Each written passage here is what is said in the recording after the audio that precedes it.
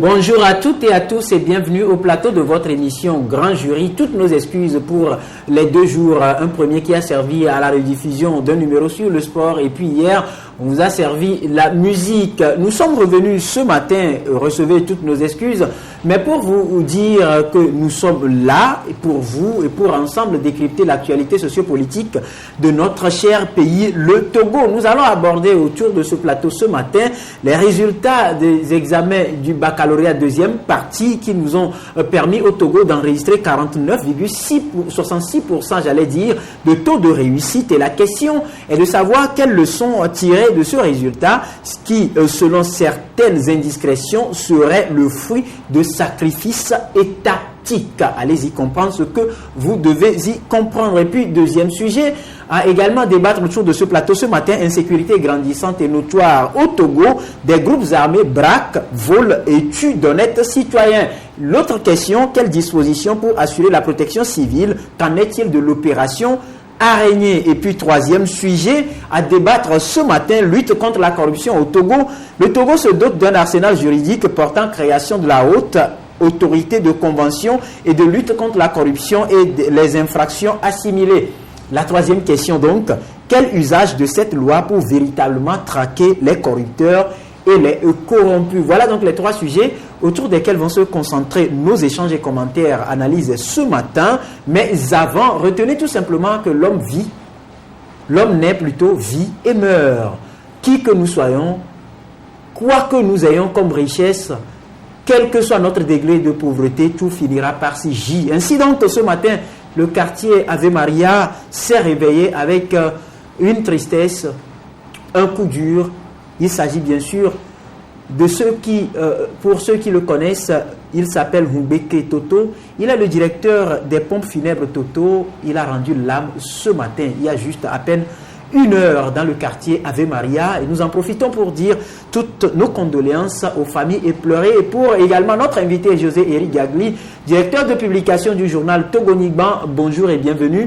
Bonjour Rodrigue, bonjour à tous les auditeurs de la radio KMTV, de la télévision Espoir 47, à tous les internautes. Et bien entendu, j'envoie un coucou au quartier Ave Maria avec la triste nouvelle de Toto qu'on connaît très bien. Oui, vous le connaissez très bien, Toto. Je le connais très bien, d'autant plus qu'on a beaucoup travaillé ensemble. Il m'a toujours aidé quand j'avais besoin des tentes, etc., dans tout ce qui est les moments de douleur intense. Donc je dis condoléances à toute la famille, à tous ceux toutes les personnes qui travaillent avec lui dans les pompes funèbres. Et c'est une grande perte pour le Togo parce qu'il est dans le milieu, ça fait très très longtemps. Parce qu'il a œuvré également aux côtés des auto-écoles. Absolument. Assurant donc les cours de conduite à bon nombre de Togolais qui sont aujourd'hui des conducteurs. Absolument. Il a beaucoup fait. 4 jours et autres. Voilà, il a beaucoup fait pour le Togo. Donc je dis condoléances à toute la famille. Et je profite de l'occasion pour envoyer, ça c'est un peu plus gai, un coucou spécial à Elom depuis Togo 2000. À qui j'envoie des gros bisous ce matin. Voilà, allez-y comprendre ce que signifie ces gros bisous. Nous revenons donc autour de ce plateau pour saluer toute l'équipe qui nous accompagne, que ce soit Élise Sounet ou encore notre stagiaire Jessica, sans oublier Octavio Alagbo et toute la rédaction de la télévision Espoir 47 ici à Thiévi, également toute l'équipe de la radio KMTB, radio partenaire, radio VGK à Palimé, radio Lumière à Anéro, et puis sur le web 2 liens pour suivre cette émission, le www.ebenradio.com en audio et puis le www.togovision.com en visuel, sans oublier le www.togo-6online.co.uk basé à Londres, qui également reprend quelques séquences, j'allais dire, de cette émission Grand Jury. Revenons autour de ce plateau, la fin d'année donc scolaire qui a fait des heureux et ainsi que des malheureux, et parlons donc ce matin du baccalauréat deuxième partie avec un taux de réussite de 49,66%. Quelle leçon à tirer de ce taux, puisque les gens ont crié bravo? Les gens ont crié bravo, pour ne pas dire que le gouvernement a crié bravo. Je me dis, quel bravo?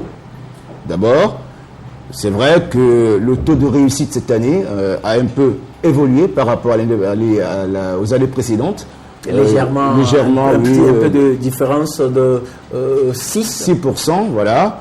Mais je dis que c'est encore à revoir, et les étudiants, pour ne pas dire les futurs étudiants, les bacheliers n'ont pas beaucoup travaillé à mon avis.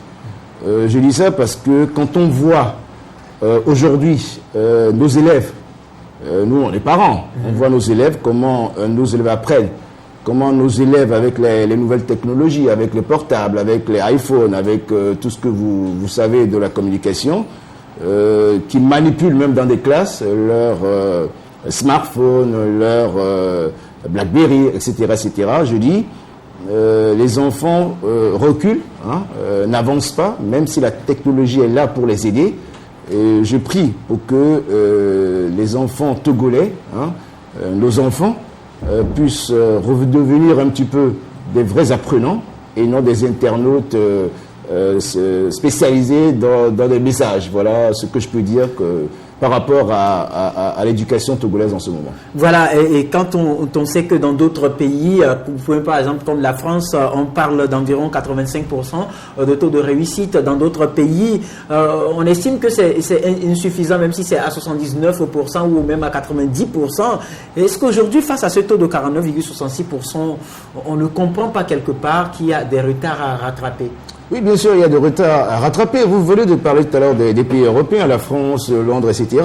Bon, vous savez, l'Internet, la technologie, l'éthique, comme on dit souvent, est très mal utilisée en Afrique. J'ai l'impression que quand vous débarquez sur Facebook, vous débarquez dans les réseaux sociaux, sur WhatsApp par exemple, etc., sur Viber, absolument, nous l'utilisons tout simplement soit pour envoyer des petits messages coquins, ou soit pour des informations qui n'ont rien à voir avec la culture. On s'amuse plutôt qu'on étudie. Vous savez, la technologie, elle est Ces derniers temps, c'est des technologies mises à profit pour vanter les mérites de l'homosexualité. Absolument, etc., etc. Alors que c'est des choses qui sont mises à notre disposition, je parle d'éthique, pour aider à la culture, pour aider à l'émancipation de la personne humaine. En quoi cela rentre dans le système éducatif? Bien entendu, parce que je l'ai dit tantôt, que quand vous allez dans des lycées ou dans des maisons, les enfants sont plus avec leur smartphone qu'avec leur cahier. Les enfants sont plus en train de pianoter, comme je dis souvent, le système, enfin je veux dire les portables, que d'apprendre ou d'étudier leurs leçons. Je veux bien que les nouvelles technologies puissent les aider à comprendre certains cours, à aller faire des recherches, à essayer de comprendre les cours que le prof transmet en classe, mais pas à faire des jeux, à faire des messages coquins, à draguer. Non, je pense que la technologie est très mal utilisée par les Africains. C'est mon avis personnel. La dernière fois, je me suis rendu dans un lycée, juste pour aller voir un de mes neveux qui avait un petit problème. Mais à mon grand étonnement, en rentrant dans... Ça, c'est une anecdote. En rentrant dans le lycée, je vois une jeune fille avec son smartphone qui pianotait, qui ne me regardait même pas, qui avait son regard complètement figé sur son appareil. Et à un moment donné, paf, collision. C'est-à-dire, tellement elle marchait sans regarder où elle allait, qu'on s'est croisé, me ramasser en plein sur la cour de l'école. Alors là, ça m'a fait réfléchir, mais tiens, attends, il y a un problème là. Peut-être qu'elle faisait des recherches et elle était... Bon, arrêtez, vous comprenez très bien ce que je veux dire, vous le savez très bien mieux que moi. Vous n'étiez pas là, mais vous savez très bien que les jeunes filles aujourd'hui, c'est tout simplement pour se faire des messages, parler à ses amis, s'envoyer des Non, ça c'est pas pour faire des recherches, ça je suis certain. Et c'est ça qui détruit l'éducation africaine. Et qu'est-ce qu'on doit faire aujourd'hui selon vous? Puisque, comme vous l'avez dit, ça a pris une grande proportion dont l'élite, ou si on peut le dire, la relève de demain. Et avec ce résultat, on est inquiet par rapport à l'avenir. Qu'est-ce qu'il faille faire aujourd'hui si tant qu'il serait important d'intégrer l'éthique dans le système éducatif? Je pense que, je l'avais dit tantôt dans une émission, ça fait très longtemps, que l'État togolais a démissionné. Quand je dis l'État togolais a démissionné, je parle de l'éducation togolaise. Je pense, à mon humble avis, que déjà au niveau de la maison, les parents doivent faire l'effort de recentrer, enfin de demander à leurs enfants d'utiliser au mieux l'éthique. C'est-à-dire une éducation d'abord doit venir de la maison, de l'école et du gouvernement, à travers des sensibilisations, à travers des colloques, déjà former les professeurs, parce qu'une fois on introduit l'éthique à l'école, que les écoles ou les universités sont équipées des nouvelles technologies, ça va inciter les profs à faire comprendre aux enfants que cet outil, c'est pour s'éduquer, c'est pour faire des recherches. Peut-être que les profs peuvent aller jusqu'à, quand on prend l'exemple de WhatsApp, créer des groupes de discussion autour des sujets bien ciblés, etc., etc. Je pense que c'est une question d'éducation et de sensibilisation.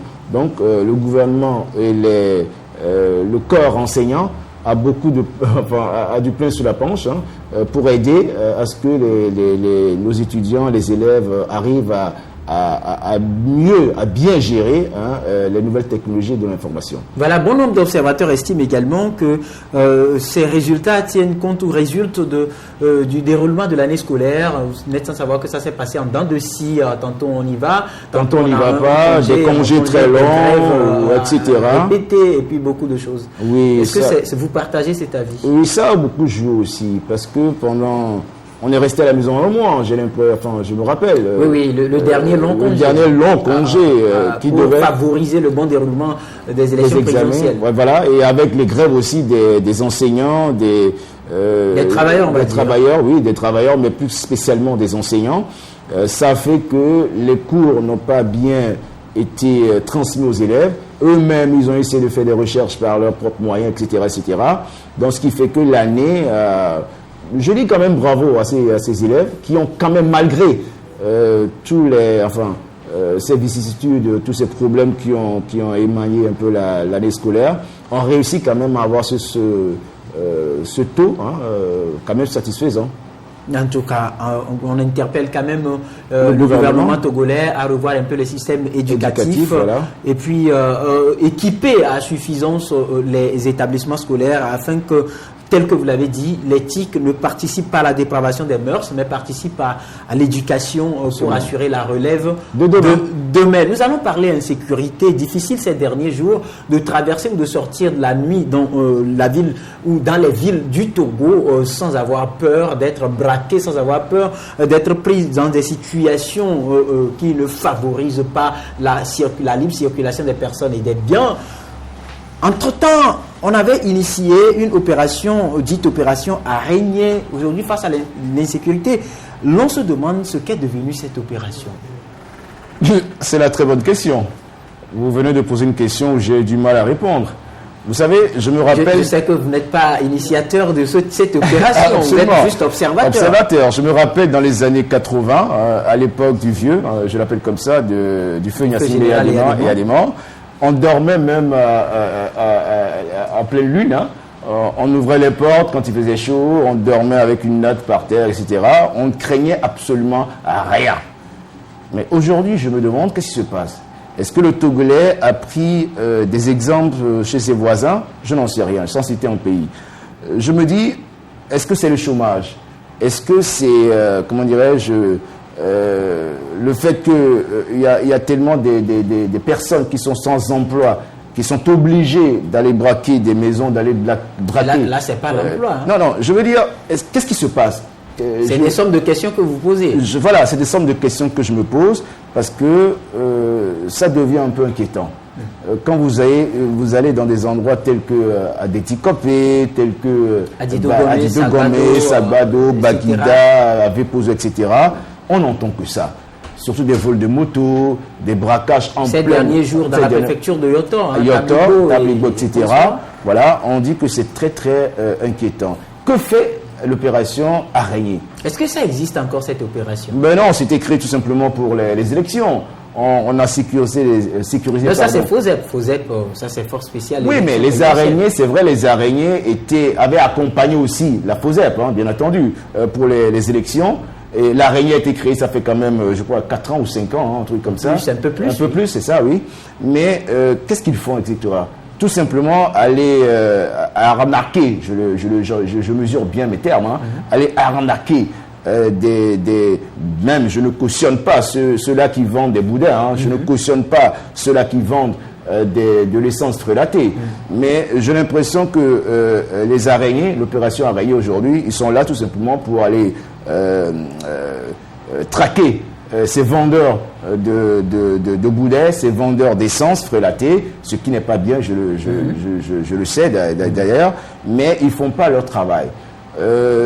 Quand ils ont un numéro vert hein, qui est un peu diffusé à un moment, mais quand on vous les appelle, ils mettent des fois 1 heure, 2 heures de temps, 3 heures, parce qu'ils sont occupés à d'autres tâches que de venir sauver des vies humaines.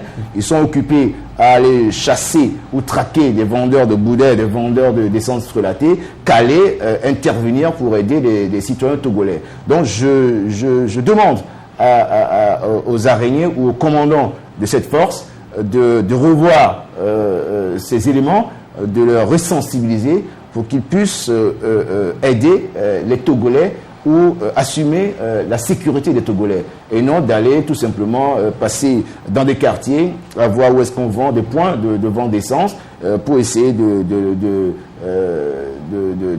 mettre fin à ce genre de commerce.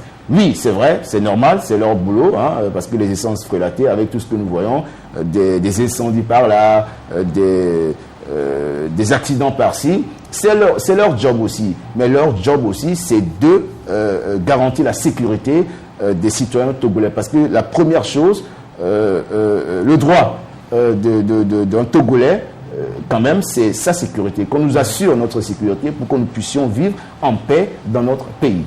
Et voilà, pour replanter un tout petit peu le décor, je rappelle que par rapport à cette situation de boudin ou carburant frélaté, d'aucuns refusent qu'on l'appelle carburant frélaté parce qu'ils disent qu'ils préfèrent plutôt commerce illicite de carburant. Donc par rapport à ça, il y a eu une autre opération appelée Entonnoir 1 ou Entonnoir 2 qui se charge de cette histoire de commerce illicite de carburant. Mais par rapport à l'opération Araignée, c'était beaucoup plus l'intervention rapide en cas de difficulté sur le plan sécurité. Aujourd'hui, ça fait plusieurs années qu'on n'en entend plus parler. Est-ce qu'il faille aujourd'hui réactiver ou peut-être penser à d'autres dispositifs, pour assurer la sécurité des Togolais? Non, je pense que le système déjà en place, c'est-à-dire Araignée, est un très bon système. Est-ce que ça existe encore? Ça existe, je dis... Vous les voyez? Je ne les vois plus. C'est pourquoi j'exhorte le ministre de la Sécurité à redynamiser un petit peu ce secteur, à resensibiliser un petit peu leurs éléments pour qu'ils soient présents un peu partout. Bon, souvent, ce que j'entends quand on les appelle, on n'a pas d'essence pour arriver. On n'a pas de carburant pour nous déplacer. On n'a pas des hommes qu'il faut pour nous déplacer. Je me dis, attends, avec tout ce que l'État togolais gagne en matière de recettes, quand même le Togo est riche. Hein, si quelqu'un vous le dit, dites-lui que c'est faux, parce qu'on a des preuves. Hein. On nous dit qu'on n'a pas d'essence dans les voitures pour intervenir à tel ou à tel endroit. Je dis que ça, c'est la faute au gouvernement. Il faut qu'on dote, qu'on essaie de mettre les moyens à la disposition de cette force-là pour qu'ils puissent travailler en toute sérénité. Évidemment, s'ils n'ont pas l'essence, s'ils n'ont pas le carburant pour se déplacer, ils ne peuvent pas y aller. Donc la faute revient toujours au gouvernement, au ministre de la Sécurité, de demander un budget conséquent pour que la police puisse travailler dans de bonnes conditions. Ils n'ont même pas de voiture. Des fois, on les voit, c'est la force araignée qui sont en panne, en pleine circulation, parce qu'il y a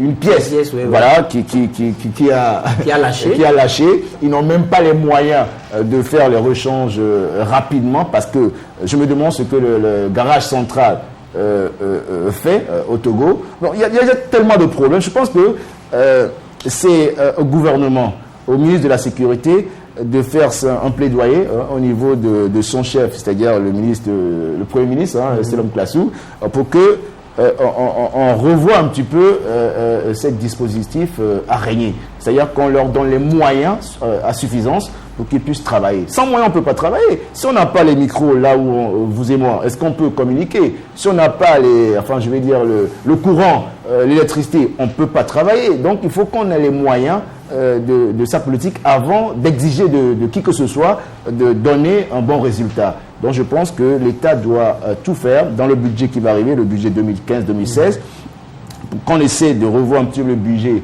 alloué à la force de sécurité, notamment à la police, puisqu'ils viennent de se doter d'un nouveau statut, etc., qu'on essaie de revoir ce milieu pour que nos forces de l'ordre puissent exercer leur métier en toute sérénité. C'est vrai que moi, je les félicite tout le temps.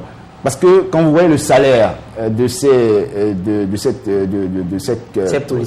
policiers-là, de ces agents de force de l'ordre, des corps habillés, comme je les appelle, c'est pitoyable. C'est des gens qui se tuent pour nous, c'est des gens qui sont prêts à mourir pour la cause du Togo, c'est des gens qui font tout ce qu'il faut pour assumer notre sécurité, mais ils gagnent des salaires minables. Ils sont obligés des fois, je répète, d'arnaquer des honnêtes citoyens pour survivre ou pour... arnaquer comment? C'est-à-dire quand vous êtes dans des feux rouges, on vous arrête pour parce que vous êtes passé dans l'orange. Ça, c'est une infraction. Une infraction, c'est vrai, mais des fois, vous passez dans l'orange, et puis on vous arrête en disant que vous êtes passé dans le rouge. Mais l'orange sert à freiner, mais quand vous avez une voiture derrière vous, et vous ne pouvez pas freiner brutalement, vous passez dans l'orange. Peut-être aussi qu'il y a l'excès de vitesse. L'excès de vitesse, tout ça, mais des fois, c'est tout simplement des moyens de soutirer 1000, 2000, 3000, 4000, 5000 aux honnêtes citoyens, parce qu'ils sont obligés, parce qu'ils n'ont pas les moyens. Ça va au trésor public. Arrêtez. Monsieur Rodrigue, ne me faites pas rire ce matin. Vous croyez que quand ils touchent les 2000 et 3000, ça rentre dans la caisse de l'État? Est-ce qu'ils délivrent des reçus? Est-ce qu'ils délivrent des comment dirais-je, on appelle ça dans les pays évolués, ce que nous appelons des PV, etc. Non, arrêtez. Ils prennent ça, ils mettent dans leur poche, c'est pour aller prendre la bière à côté ou donner à leur femme. Bref, on ne va pas polémiquer là-dessus, mais ça ne rentre pas dans le trésor public. Oui, mais quand on revient au niveau de ces braqueurs, ces voyous entre griffes armées, d'aucuns estiment que ce sont généralement des reclus de prison, les gens qui sortent de là et qui reviennent commencer là où ils avaient laissé leur vie. Oui, et aussi, je rajoute, c'est des gens aussi des réformés militaires, des gens qui ne sont plus en activité, qui des fois s'associent à ces gens de voleurs pour braquer les honnêtes citoyens. C'est vrai, c'est des repris de justice, c'est des gens qui ont passé un bon moment en prison. Vous savez, on revient toujours à la case départ, c'est-à-dire la justice togolaise. Je vais pas en parler, c'est trop long à expliquer. Mais on a besoin quand même de comprendre, même si c'est trop long à expliquer. Comment ça fonctionne, dites-nous. Vous mettez... En quoi est-ce que vous pointez du doigt la justice? Avant tout, je suis juriste, vous le savez très bien. Si. Vous mettez un voleur ou un braqueur ou un récidiviste, comme on les appelle, en prison. Ils te disent tout simplement, ils disent au juge, oh, je suis sûr, dans une semaine, je ressors. Allez-y comprendre. C'est-à-dire, il suffit de mettre un peu d'argent, il suffit d'avoir un peu les moyens. Il n'y a pas de jugement, pas de procès? Souvent, on dit qu'on met les gens en liberté conditionnelle. C'est-à-dire, bon voilà, vous avez commis tel acte, on vous met en prison avec un peu d'intervention. Si vous avez les pains, Qu'est-ce que vous mettez dans les interventions? De l'argent, si vous voulez que je le dise. C'est-à-dire, il suffit de mettre des pots de vin, comment dirais-je, des dessous de table. Il y a tellement comment dirais-je, de synonymes à ce que je vais dire que on ne va pas en finir. De l'argent, voilà. Donc, il suffit d'avoir un peu d'argent, que le voleur qui a amassé... Peut-être une personne bien placée ou gradée quelque part. Voilà, donc vous avez compris, quelqu'un qui est bien gradé quelque part, voilà, intervient, voilà, c'est mon neveu, c'est mon cousin, etc. Et puis voilà, on le met dehors, et le gars, il recommence. Et ils le disent d'ailleurs, que même si je vais en prison, je suis plus à l'aise que quand je suis dehors. Parce que le plus important pour eux, c'est d'aller en prison, de ressortir rapidement, de refaire un coup, de retourner en prison, de ressortir, de refaire un tour, Ça devient leur maison, parce qu'ils font de business en prison. Imaginez qu'il y a des gens qui, aujourd'hui, sont dans ces genres d'établissements, dans des prisons, qui ont des maisons à l'extérieur, qui ont des terrains à l'extérieur, qui ont même des femmes à l'extérieur. Et que les femmes les visitent, ils font ce qu'ils doivent faire en tant que mari et femme, au vu aussi de tout le monde, parce que bon, il y a de l'argent, parce qu'il y a ceci, cela. Donc je pense qu'il faut qu'on essaie de revoir un petit peu la justice togolaise. La réforme de la justice togolaise, c'est pas tout simplement les immeubles, c'est pas tout simplement construire des belles villas pour abriter telle cour ou telle cour, mais il faut que ça soit au fond. Il faut que ça soit fait comment dirais-je, à la source, qu'on essaie de sensibiliser nos juges, qu'on essaie de faire de temps en temps de ce que nous appelons un recyclage, pour qu'ils puissent s'adapter aux tests internationaux, pour que la justice togolaise puisse retrouver ses lettres de noblesse. Voilà, mais dans d'autres pays, si vous prenez, par exemple, même au Togo, ici, ça existe, il y a un mécanisme de réintégration sociale de ces personnes en conflit avec la loi, comme on les appelle, qui leur permet de ne pas aller apprendre le grand banditisme en prison, mais plutôt d'aller en prison et se reconvertir et revenir servir la société d'un côté positif. Mais aujourd'hui, on a comme l'impression que vous êtes petit bandit avec peut-être 5 ou peut-être, je dirais, 1 sur 10, vous allez en prison, 2 semaines vous suffit pour revenir avec une note de 10 sur 10, c'est-à-dire vous devenez excellent en banditisme. À quoi cela est dû? C'est une leçon, c'est-à-dire quand les petits bandits, comme je les appelle, se retrouvent en prison, ils sont en face des grands.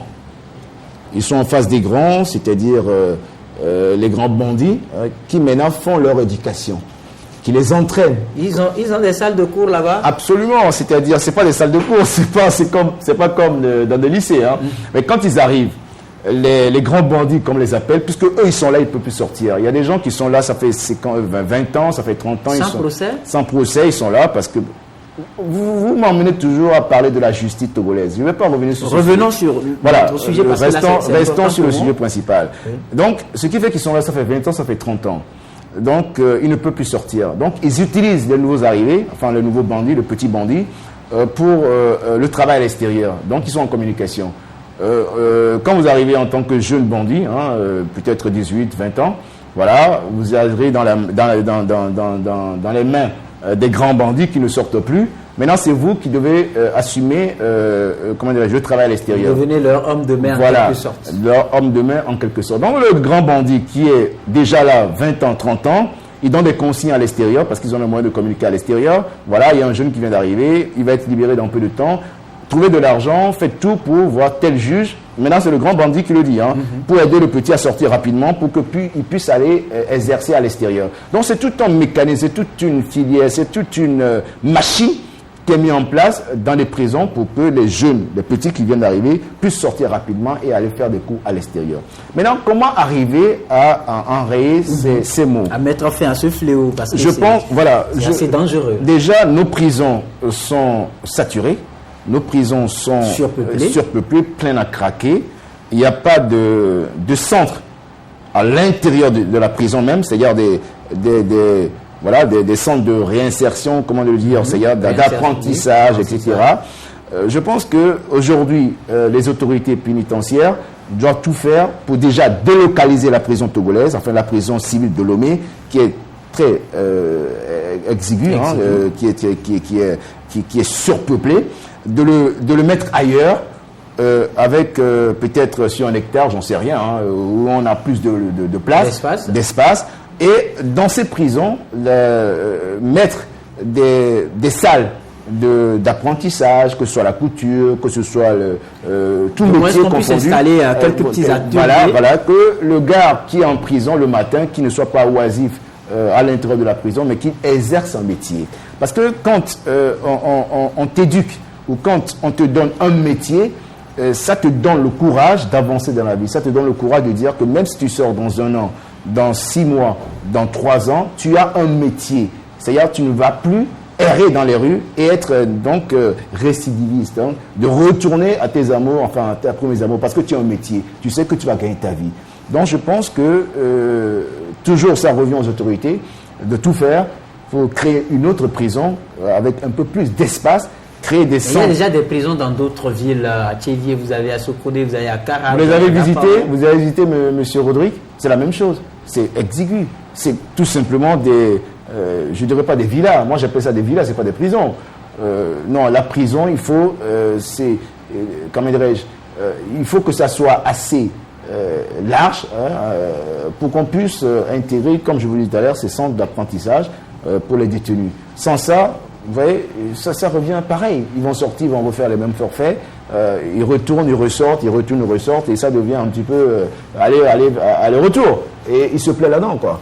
Donc, voilà, tel que vous l'avez dit tout à l'heure, puisque dans votre développement, vous avez souligné qu'il y a un mécanisme qui permet à ces personnes en conflit avec la loi de faire des navettes entre la vie sociale et la vie dans le secteur pénitentiaire. Mais ça relève un peu d'un système qu'on appelle corruption. Et puis l'État togolais vient de se doter d'un arsenal juridique portant création d'une haute autorité de convention et de lutte contre la corruption et les infractions assimilées. Déjà un pas pour mettre fin à ce système. Vous m'envoyez sourire un petit peu. Et pourquoi je comprends pas. Il y a quelques années, mon président, M. Faure Essom Zinam Nyasingbe, avait déclaré haut et fort devant les médias qu'il y a une petite minorité qui s'accapare les biens de notre pays. Pourquoi je reviens à cette fameuse la question que j'allais poser. Phrase. Quand on se dote des mécanismes de lutte contre la corruption, quand on se dit la ville est sale ou mon quartier est sale, je pense que la première chose à faire, c'est d'abord de balayer sa maison, avant de vouloir aller balayer le dehors ou la déventure ou le quartier. C'est-à-dire, dans ce gouvernement, dans ce pays, il y a des gouvernants, des hommes publics, des hommes bien nantis, comme l'a dit, bien entendu, je répète, les mots de mon président Faure Essom Zinam Nyasingbe, il y a une minorité qui s'accapare les biens de l'État. Quand on dit s'accapare, vous savez, le terme français, je ne connais pas, enfin, je ne parle pas très bien français, mais quand on dit s'accaparer, c'est un petit peu en allant dans le sens de l'illégalité. L'illégalité, c'est-à-dire vous prenez ce qui ne vous revient pas de droit. De droit, voilà, de force en quelque sorte. Force. Voilà.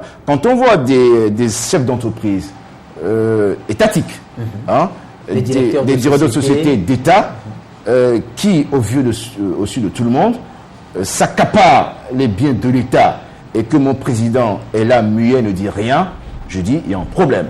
Ça ne se passe. Est-ce que vous dites qu'il ne dit rien quand vous prenez par exemple donnez-moi un seul nom. Écoutez. Télécom, permettez, quand vous prenez l'exemple de Togo Télécom, oui. Quand cette situation a failli avoir lieu, si on se réfère aux commentaires publiés par les journaux, vous avez vu quand même qu'on a dû débarquer l'ancien directeur général Sam Dikassam. Il a été remplacé.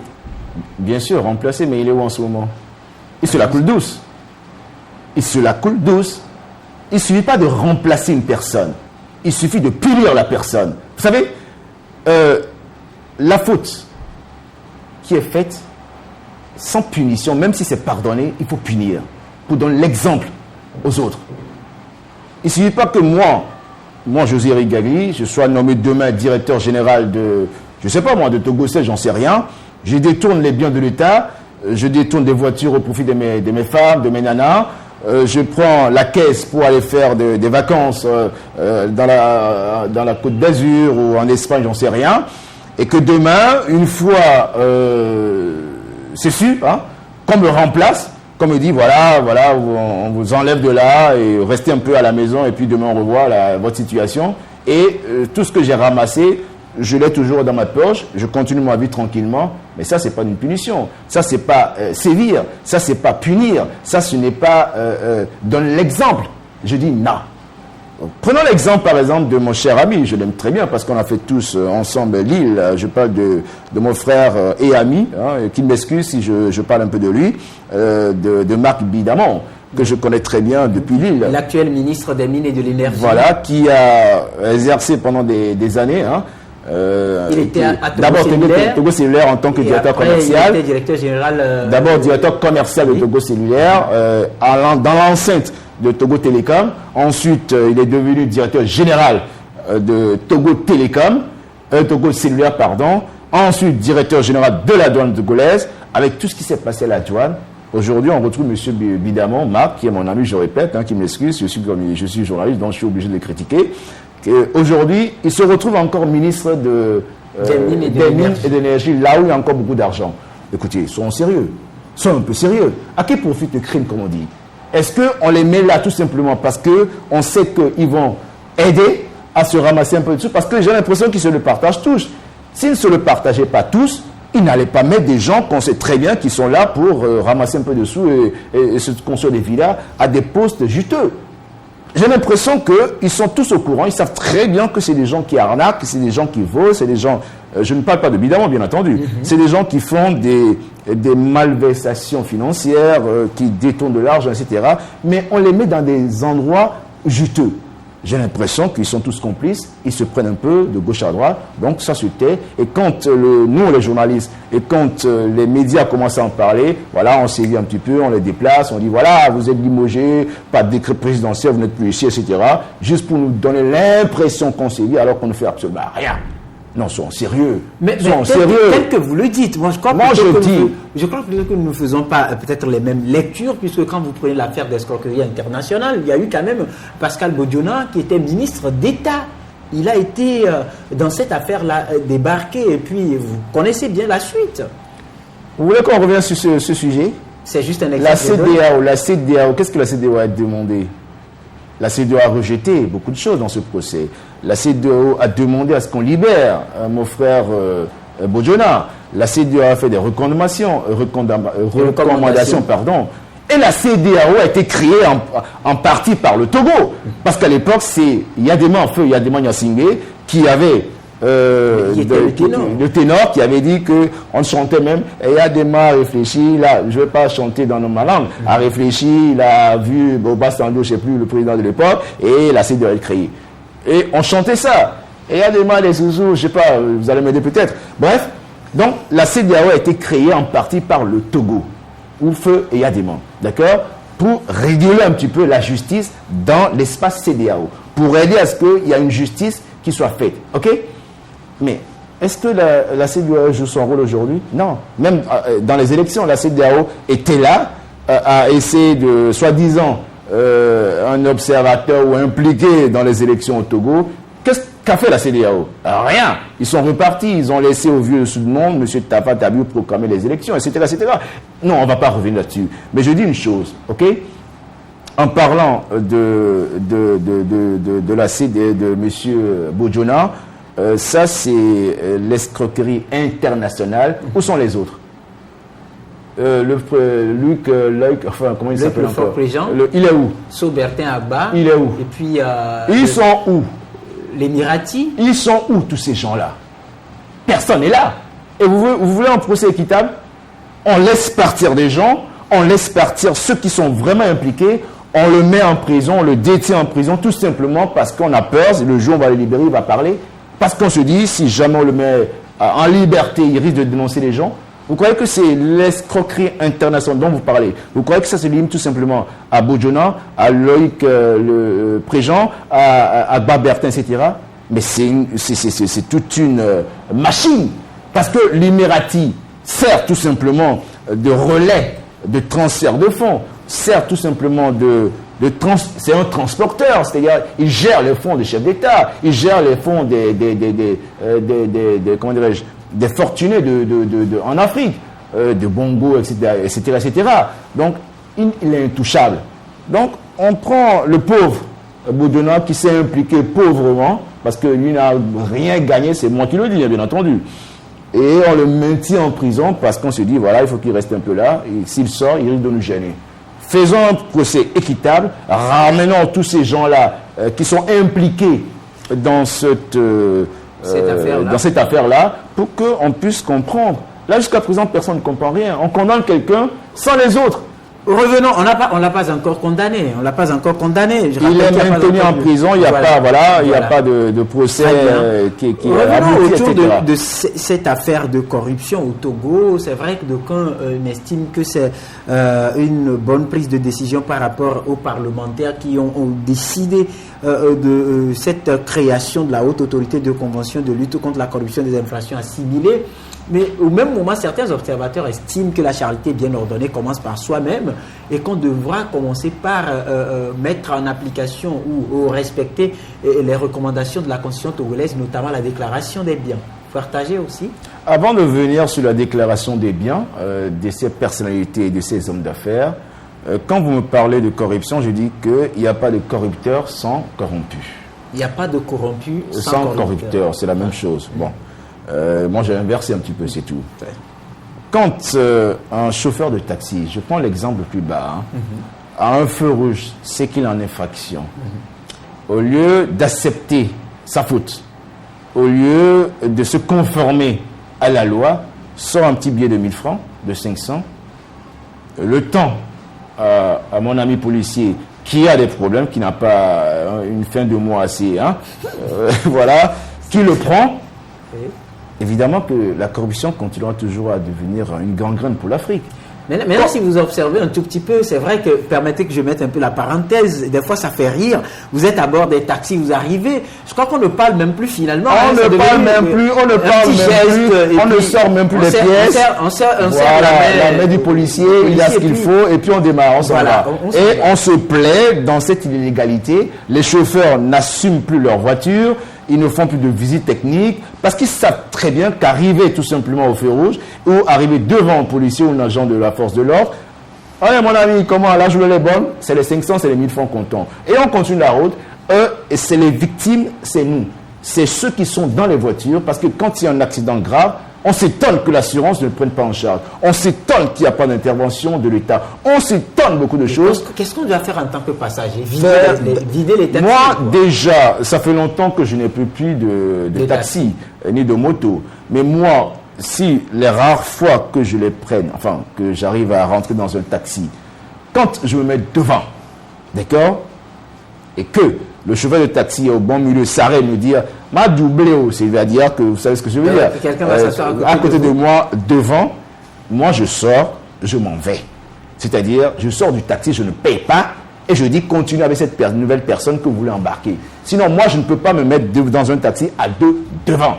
Si vous n'êtes pas d'accord, attendez, mais là aussi, les gens disent que c'est par rapport aux réalités que nous vivons. C'est vrai que vers 17h, 18h, pour trouver de la place dans un taxi, vous prenez juste l'exemple de la route Grand Marché à Daoulato, à Didogome, vous voulez trouver un taxi, c'est la croix et la bannière. Mais il y a des taxis arrêtés. Il y a des bus aujourd'hui à Lomé, des bus au tral. Attendez, vous les avez déjà vus à 18h, 19h? Je vais en arriver, laissez-moi finir. Il y a des bus Sotral qui sont mis à disposition de la population togolaise, d'accord, pour essayer d'aider ce secteur, enfin, de transport à bien évoluer. Je pense qu'il faut que déjà les compagnies de transport Sotral, etc., s'équipent encore plus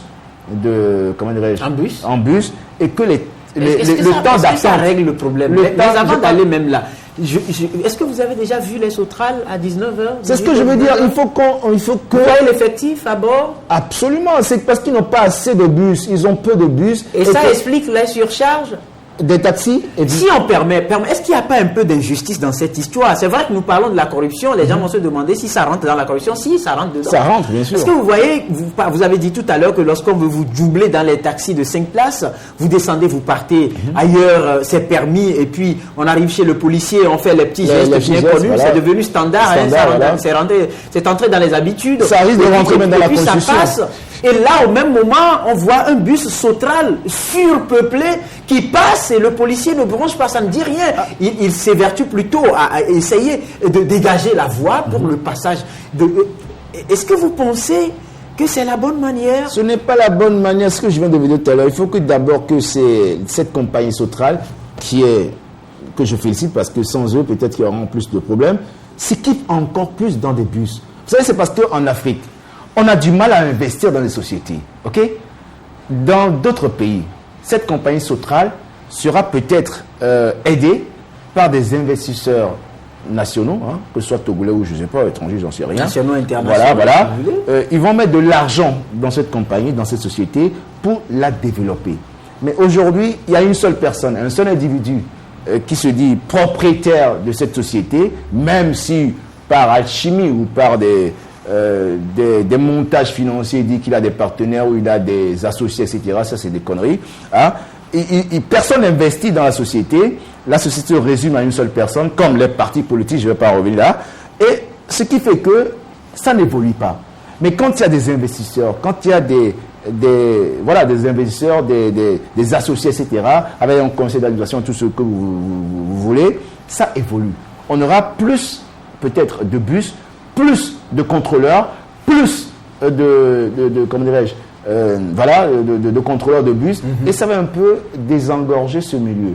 Mais du moment où il n'y a pas d'argent, même s'il y a l'argent, c'est une seule personne qui gère l'entreprise, donc comment vous voulez qu'il se développe? Ben non. Donc il faut qu'on arrive à avoir la culture d'association, la culture de se mettre ensemble, hein, pour évoluer dans ce secteur bien privé. Sinon, les transports, aujourd'hui, c'est très important. C'est un sujet sur lequel on va y revenir parce que moi ça semble devenir ce qu'on appelle politique de 2 poids, 2 mesures, parce que j'ai longtemps consacré le temps à observer vraiment cette scène et je trouve ça vraiment un peu injuste. Et voilà. Nous allons parler de... Non, avant de revenir là-dessus, vous permettez, tout à l'heure, on parle de la corruption, mais je tire un grand chapeau aujourd'hui quand même à une sensibilisation qui se fait souvent à la télé.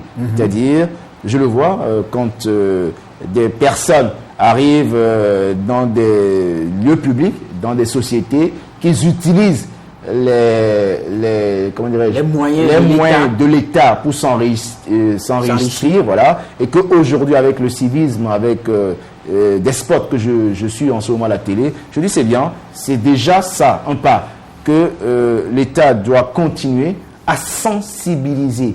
Même à sensibiliser, comme je dis, c'est dans le domaine de transport, à dire stop. Même faire un spot publicitaire pour dire stop, policier ne prend plus d'argent.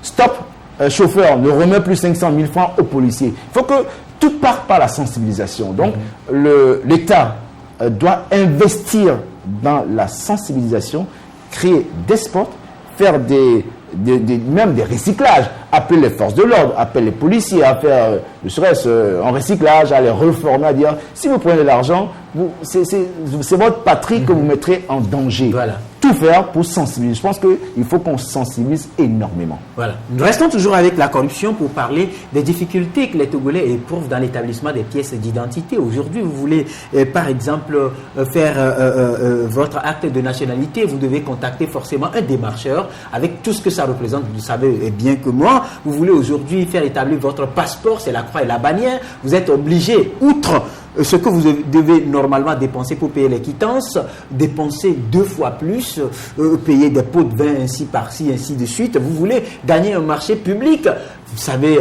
de quoi il s'agit aujourd'hui. On décide de créer la haute autorité de convention patati patata pour lutter contre la corruption et infraction assimilée. Quelles doivent être les mesures d'accompagnement pour que cette décision-là soit une réussite? Je pense que d'abord, recruter.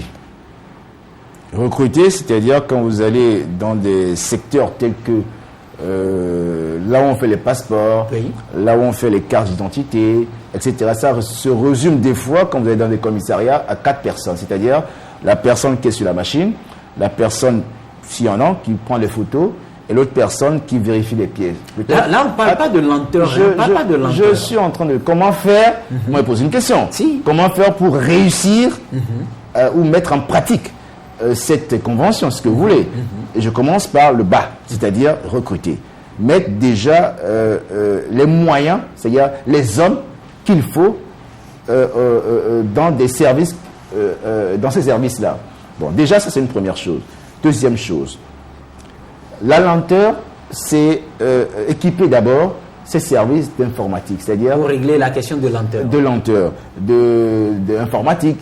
Mettre, comme la dernière fois, je me rappelle, il y a quelque temps, ils avaient demandé à ce que tous les services de l'État soient interconnectés. C'est-à-dire, quand vous allez...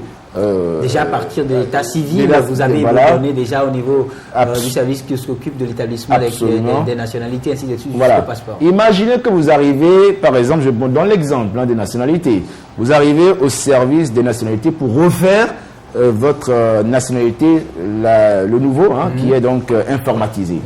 Vous arrivez avec un acte de naissance du village de Pélégovier. Moi, je dis, je parle de chez moi.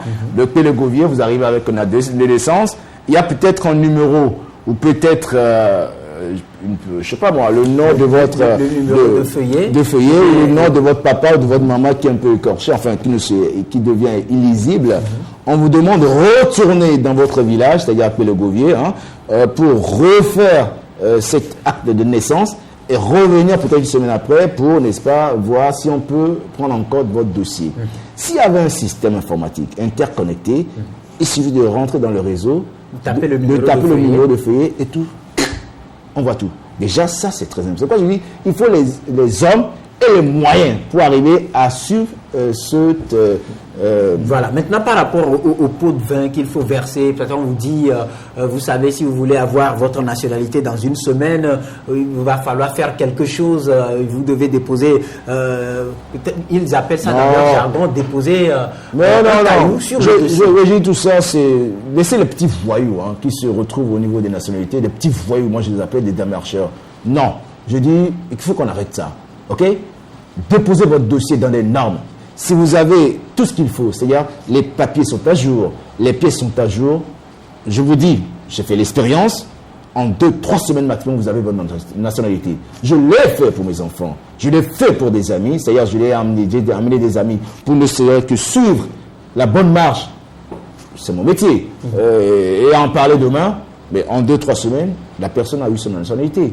Il faut que vous ayez vos pièces à jour, que tout soit OK, mais ça sur le circuit normal, il n'y a pas de problème. Mais là aussi, là où le bas blesse, pourquoi souvent il y a ces démarcheurs-là? Parce que quand il y a des hicks, je viens de parler tout à l'heure, des petites erreurs sur des papiers ou des noms qui sont un peu écorchés, des numéros de feuilles, etc. C'est là où intervient la corruption. On dit, voilà, pour que je fasse passer ton dossier, allez, remets-moi 10 000 francs, donne-moi 5 000, donne-moi 10 000, donne-moi 100 000, etc., etc. Et on fait semblant d'oublier cette erreur et le dossier se poursuit. Voilà là où interviennent les démarcheurs. C'est-à-dire ils aident les citoyens qui ne sont pas à règle ou qui n'ont pas les papiers à jour à avoir leurs papiers. Moi, ce que je trouve, comment dirais-je, pas bien du tout.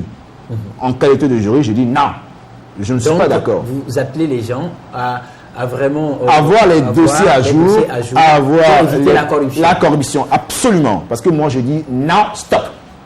Je ne peux pas accepter, moi je parle en tant que juriste maintenant, qu'on se mette à corrompre quelqu'un pour avoir des papiers qui ne sont pas à jour parce qu'on a besoin d'une nationalité, parce qu'on a besoin d'une carte d'identité.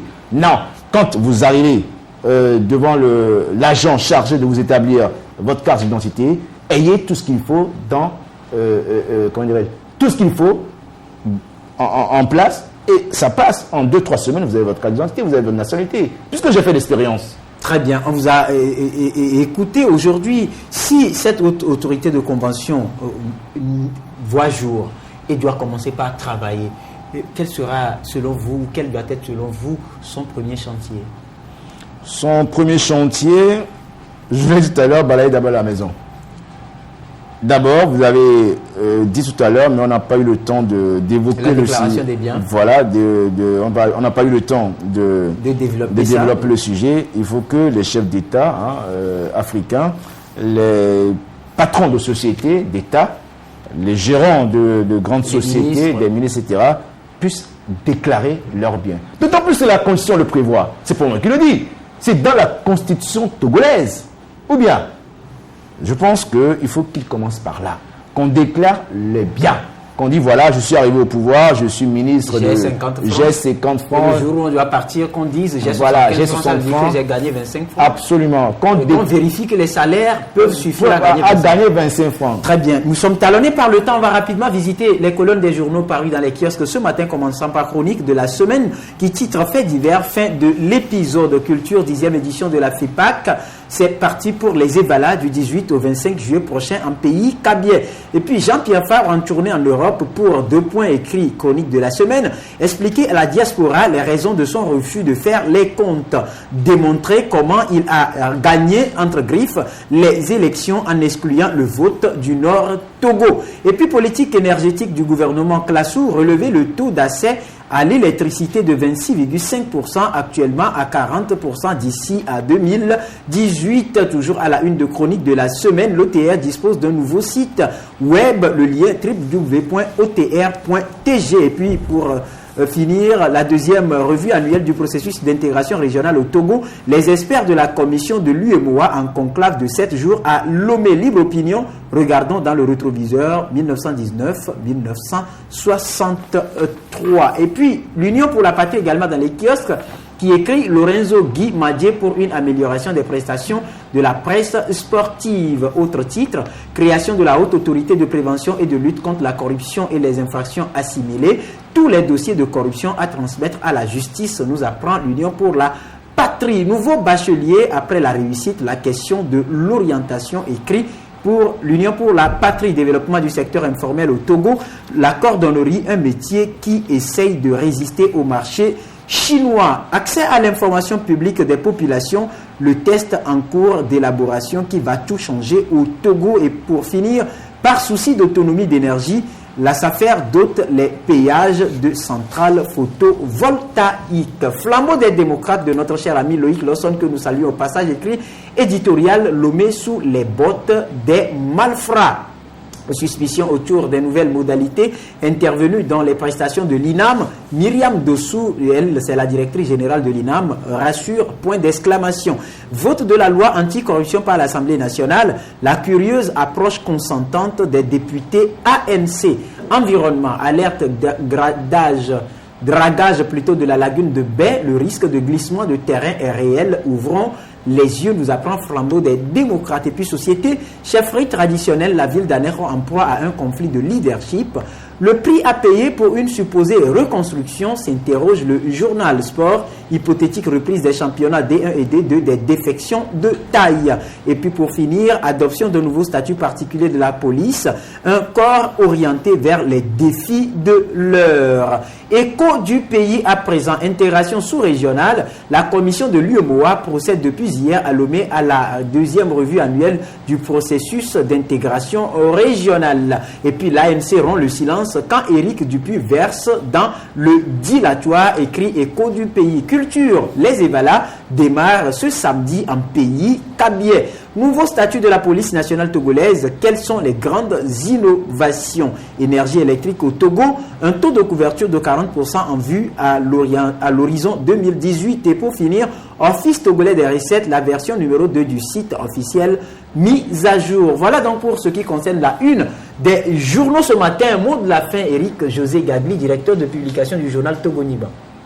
Je dis simplement à tous les Togolais, parce que là, nous avons évoqué un sujet très important qui est la corruption, de tout faire pour que nous-mêmes, on participe à l'éradication de ce fléau dans notre pays, qu'on essaie de tout faire pour ne pas corrompre et donc ne pas avoir de corrompus. Mais avant de finir, je tiens à dire à mettre un sujet qui me tient vraiment à cœur, c'est le cas de ces employés renvoyés de la Mechnina qui, aujourd'hui, on va en parler, mais je veux quand même que l'État togolais, je le dis, puisse prendre dedans pour que ces femmes, les droits soient payés. Voilà, merci donc à José Éric Gagley. Sachez tout simplement que dans cette vie, si vous faites le bien, vous le faites pour vous. Si vous faites le mal, c'est pour vous également que vous le faites.